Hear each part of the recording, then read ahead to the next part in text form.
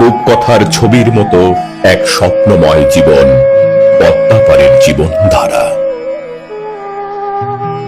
পদ্মাপাড়ের জেলেদের আংশিক জীবনধারাই আজকের মূল আলোচ্য বিষয়।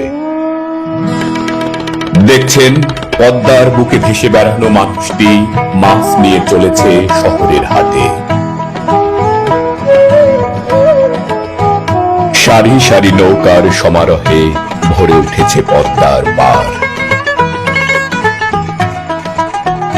এখন বর্ষা মৌসুম, জেলেদের রীতিমতো ব্যস্ততা। পদ্মার বুকে ছুটে চলা দুরন্ত কিশোর মাছ নিয়ে ছুটে চলেছে। সারি সারি নৌকার ছুটে চলা চোখে পড়ে। আষাঢ়ের জোয়ার ডেকেছে মনে, ঘরে থাকার সময় তো নেই।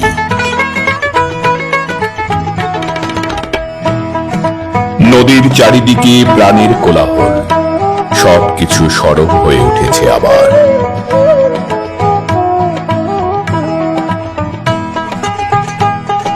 ব্যস্ত সারাঘাট,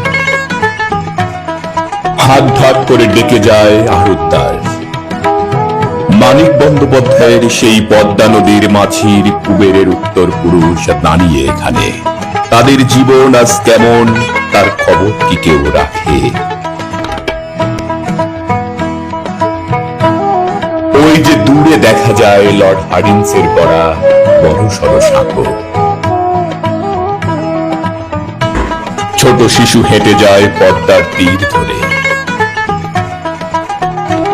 এক অনবদ্য স্থান, যেখানে বিশাল বটবৃক্ষের নিচে বসে আছে মনের খেয়ালে ছুটে চলা যাযাবর।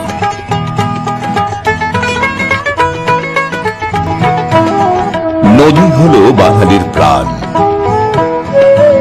বাঙালির অজস্র জীবন ইতিহাসের গল্প নদীর সাথে জড়িত।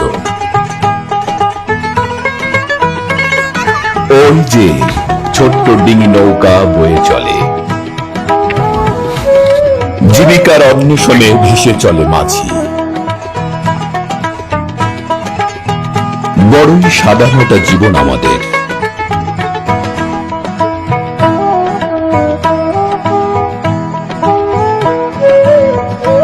জৌলুসহীন অনাড়ম্বর জীবন নিয়ে আমাদের নিত্য ছুটে চলা। তবুও জীবন স্বাদের এখানে, এখানে জীবন গভীর বন্ধনে বাঁধা।